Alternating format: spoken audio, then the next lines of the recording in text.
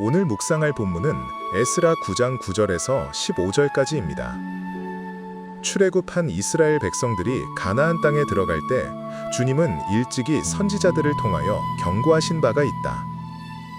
가나안은 이방인들의 가증한 행위로 말미암아 더럽혀진 땅이므로 거기 살고 있는 이방인들과의 통혼을 엄격히 금지하신 것이다. 가나안 땅을 영원히 유업으로 이어받아 살아가기를 원한다면 결코 이방인과 통혼을 해서는 안 된다고 말씀하셨다. 하지만 이스라엘 백성들은 하나님의 명령을 따르지 않았다. 그 결과 나라는 망했고 젖과 꿀이 흐르는 땅은 황무지가 되고 말았다. 하나님이 주신 땅을 유업으로 이어가지 못하는 벌을 받고만 것이다. 그나마 하나님의 백성들이 살아남아 지금 이만큼이나마 살아가는 것은 지은 죄에 비하여 가벼운 형벌을 내리신 하나님의 긍휼의 결과였다. 그러므로 다시는 이러한 전철을 되밟아서는 안 되는 것이었다. 이방 민족들과 통혼함으로 말미암아 하나님의 거룩을 훼손하고 그 땅에 우상이 만연하게 해서는 안 되었던 것이다. 그런데도 돌아온 이스라엘 백성들이 또다시 이방인들과 통혼하는 이러한 패역을 저지르고 있으니 주님이 그나마 베푸신 은혜를 거두고 모두를 멸절시킨다고 할지라도 유구무건일 수밖에 없었다. 이것이 에스라의 기도였고 탄식이었다. 이방인과의 통혼, 이것이 왜 이리도 심각한 문제가 되었던 것일까? 이스라엘은 민족 공동체이기 이전에 신앙 공동체였다. 그래서 이스라엘이라고 하는 공동체 안에는 실제로 많은 이방인들이 섞여 살고 있었다. 민족의 지도자였던 모세의 아내 십보라도 이방인이었고 십보라 사후에 얻은 아내도 구스 여인이었다. 이스라엘 백성들이 출애굽을 할 때 중다한 잡족들이 따라 나왔고 그들과 함께 이스라엘 국가를 형성했다. 심지어 예수님의 족보에도 여러 이방 여인들이 들어와 있다. 이방인이라고 할지라도 누구든지 하나님을 믿고 따르기만 하면 이스라엘 공동체는 그들을 기꺼이 받아준 것이다. 그럼에도 지금 이방인과 통혼 문제가 심대한 죄임을 고백하고 회개하는 이유가 무엇일까? 사실 이방인과의 통혼 문제는 혈통적 문제가 아니라 신앙적 문제였다. 인종적 배타주의가 아니라 철저하게 신앙의 보존과 관련된 문제라는 말이다. 이방인이라 할지라도 믿음을 고백하면 이스라엘 공동체에 얼마든지 들어올 수 있도록 허용했지만 그렇지 않은 이방인과의 통혼 문제는 엄격하게 금한 것도 이런 이유에서이다. 이방인과의 통혼은 이스라엘의 신앙 정체성을 와해시킬 수 있는 매우 심각한 문제였다. 회심하지 않은 이방 여인, 우상을 섬기는 이방 여인이 이스라엘 공동체의 일원이 되는 것은 매우 위험천만한 일이었다. 자녀들에게 있어서 엄마의 역할은 절대적이다. 그래서 대체로 엄마의 신앙 상태가 자식에게 고스란히 전수된다. 회심하지 않은 어머니라면 자녀는 제대로 된 신앙을 가질 수 없다는 말이다. 모세만 봐도 그렇다. 그가 애굽의 왕궁에서 자라면서도 민족의 정체성을 확고하게 가질 수 있었던 것은 그 어머니가 유모가 되어 그를 길렀기 때문에 가능한 일이었다.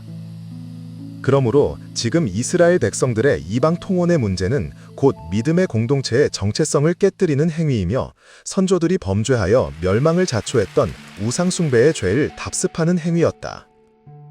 그러기에 에스라는 매우 심각하게 본 것이다. 더욱이 회심함이 없는 이방 여인들을 데려와서 아내로 삼고 며느리로 삼는 행위는 위험천만한 일이었다. 에스라 시대에 이방인과의 통혼 문제가 야기했던 이스라엘 공동체의 신앙 정체성 와해는 형태만 달라졌을 뿐 오늘날 이 시대에도 다반사로 일어나고 있는 심각한 영적 현상이다. 그렇게 믿음이 신실해 보이는 사람들조차 결혼할 때 믿음의 최고의 우선순위를 두지 않는 경향이 많다. 배우자를 결정할 때 외모나 스펙, 재산, 직장, 미래의 가능성 같은 것은 그렇게 많이도 고려하면서 믿음의 문제를 심각하게 고려하는 사람들을 찾아보기가 쉽지 않은 세상이다. 다른 조건들은 좀 부족하지만 믿음이 신실한 사람과 다른 조건들은 아주 좋은데 믿음이 없는 사람이 있으면 대부분 후자를 택하여 결혼을 하거나 며느리나 사위로 삼는 경우가 다반사이다. 이렇게 인간적인 조건들을 우선하고 믿음은 곁다리 혹은 액세서리 정도로 취급하는 경우가 얼마나 많은지 모른다. 이렇게 믿음의 우선순위를 두지 못하니 믿음의 가정을 이루지 못하고 믿음의 계대를 이어가지 못하는 것은 어쩌면 당연한 귀결인지도 모르겠다. 이것이 오늘 우리의 신앙의 민낯이다. 지금 이 시대의 이방 통혼 문제는 결혼 문제에 국한되지 않는다. 오늘 내 삶 속에서도 믿음과 세상의 가치가 섞이는 지점들, 하나님을 향한 헌신이 흐려지고 경계가 무너져 버리는 일들이 너무나 빈번하게 일어난다. 신앙의 핵심을 잃어버리고 세상의 가치와 기준을 무비판적으로 받아들이는 모든 종류의 타협이 바로 그 이방 통혼의 현대적 형태라 할 수 있겠다. 하나님보다 성공을 우선해 두는 마음, 말씀보다 세상의 조언을 더 신뢰하는 태도, 거룩함보다 편안함을 추구하는 습관, 신앙의 경계를 흐리고도 아무런 위기감을 느끼지 못하는 영적 무감각 같은 것들이 모두 근본적으로는 같은 뿌리를 가진 문제라 생각된다. 그래서 나는 오늘 이 말씀 앞에서 내 자신을 먼저 돌아보지 않을 수 없다. 그들의 타협이 오늘 나의 타협이고 그들의 무너짐이 곧 나의 현실이기 때문이다. 믿음으로 산다고 말하면서도 어느 순간 세상의 기준에 더 익숙해져 있고 하나님 나라의 가치보다 현실의 유익을 더 빠르게 계산하고 있는 내 모습을 발견하게 된다. 신앙의 타협은 언제나 소리 없이 다가온다.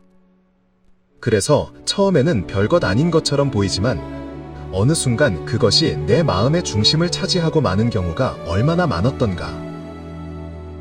이스라엘이 이방 통혼이 단순한 결혼 문제가 아니었듯 나의 작은 타협 역시 단순한 선택의 문제가 아니라 믿음의 토대를 흔드는 심각한 균열이 될 때가 종종 있었다. 그러기에 에스라가 보여주는 태도는 오늘 나에게 너무나 중요한 거울이 된다. 그는 죄의 문제를 가벼이 보지 않았다. 공동체의 타락을 남의 문제로 여기지 않았다. 그는 하나님 앞에서 죄를 인정하고 회개하는 일을 수치로 여기지 않았다. 애통하는 마음으로 자신의 옷을 찢고 하나님 앞에서 무릎을 꿇었고 그 죄를 자기의 죄처럼 끌어안았다. 그것이야말로 하나님 백성이 가져야 할 바른 태도였다. 그러므로 나 역시 그 자리에 서야 한다. 지금까지 살아오며 나도 모르게 수없이 많은 타협을 해왔고 마음의 작은 문틈을 열어 세상의 가치가 들어오도록 허용한 적이 얼마나 많았는지 모른다.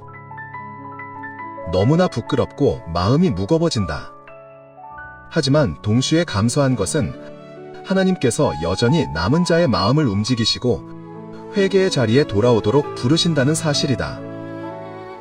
오늘의 이 말씀을 주신 것은 나를 정죄하기 위함이 아니라 다시 거룩을 회복하게 하시기 위함이며 다시 하나님 백성답게 살도록 새롭게 세워주시기 위함임을 깨닫는다. 그래서 나는 이 말씀 앞에서 이렇게 기도하지 않을 수 없다.